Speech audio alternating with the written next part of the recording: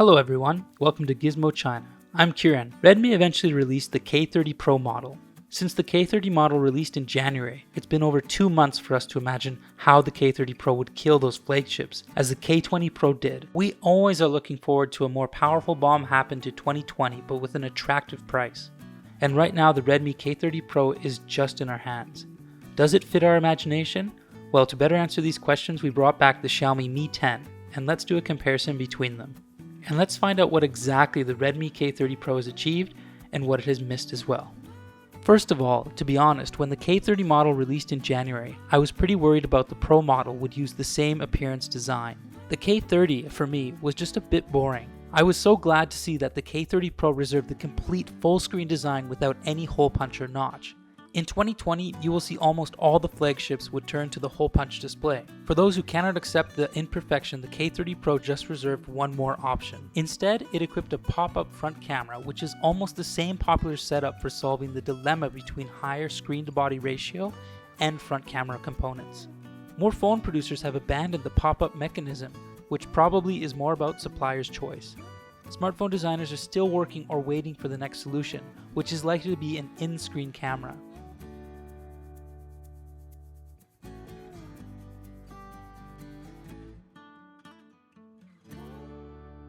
And someone may worry about the thickness problem caused by the pop-up camera. In fact, it's not much thicker than the Mi 10. As for its wake-up action, Redmi inherited its shiny pop-up design, which is not really an elegant design for me.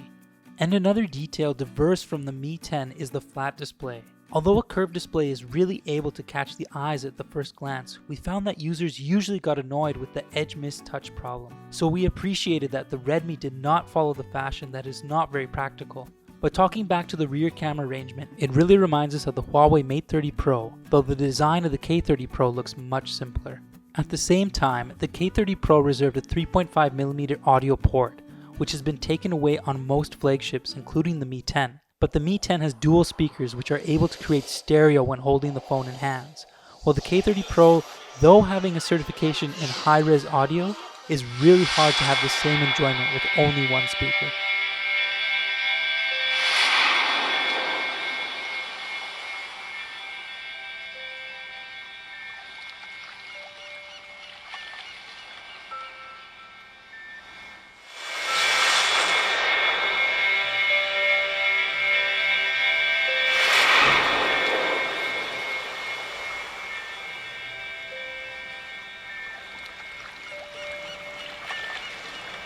One of the biggest differences on user experience is their display. Mi 10's display features a 90Hz refresh rate, while the K30 Pro only equipped a 60Hz one. As we said before, the most intuitive feeling about using a phone is the visual experience on their displays.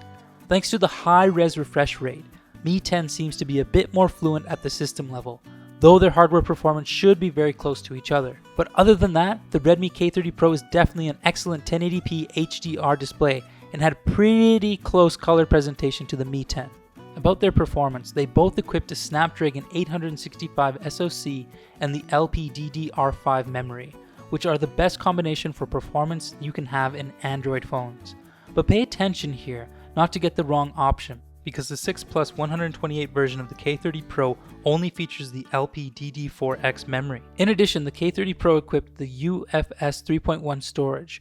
We have to know that the Mi 10 features the UFS 3.0 storage, which was considered as one of the pros, and the K30 Pro is the cheaper model. In addition, the cost-effective K30 Pro also took the lead in our benchmark tests. In Geekbench 5, the K30 Pro performed a bit better than the Mi 10 in both single-core and multi-core tests. And then we moved to the Andro Bench. The Redmi K30 Pro was not just leading the sequence read and write speed, which mainly affected by the storage, but also had better results of random read and write. In Antutu benchmark, the results were confirmed again in both the CPU and storage performance. And the Andro Bench storage test just showed there was over 10% improvement of the sequence read and write speed with the UFS 3.1 storage, which allows you to have faster data transmission between both devices. But when we moved to gaming tests, the K30 Pro's gaming performance was obviously limited by the 60Hz display. In PUBG Mobile, Even though we applied the highest graphics settings, the K30 Pro stably maintained 60 FPS through the whole test, and the Mi 10 amazingly reached at 83.6 FPS averagely under the same picture quality. And looking back at the PUBG Mobile on the K30 Pro, what a performance waste. And then we took stress tests in Nemean Legend. This time the results were more closely able to reflect their actual CPU performance, although Mi 10's frame rate could even touch the number of 90, but averagely held at 47.5. While the average frame rate of K30 Pro is 49.5 FPS. And that also met the results shown in those benchmark apps. We all knew that Redmi pursued cost effectiveness, which means lower cost but higher performance.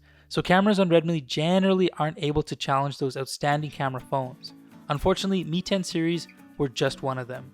Well, we shoot some photos on both of them, and let's see what we got. From the samples, we found that Mi 10 was able to produce vivid colors with the highest saturation.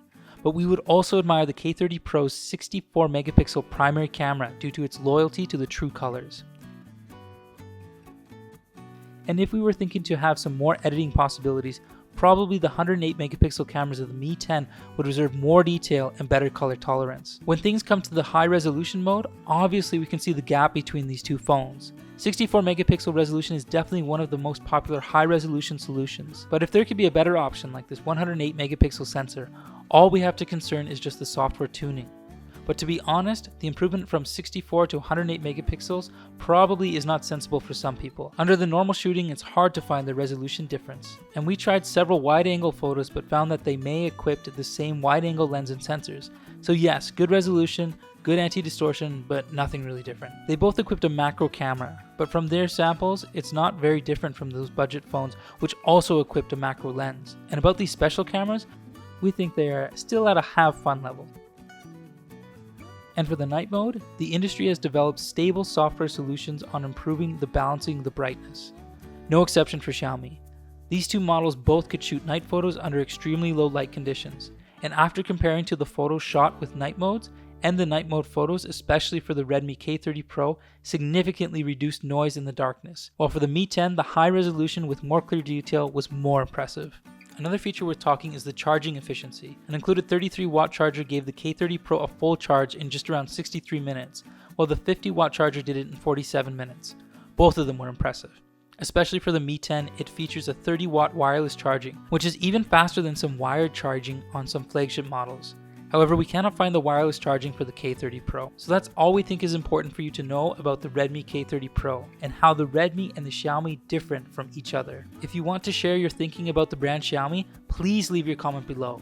And please kindly hit the ringing and the like button. You can find more on our channel. Thanks for watching. I'm Kieran. We'll see you soon.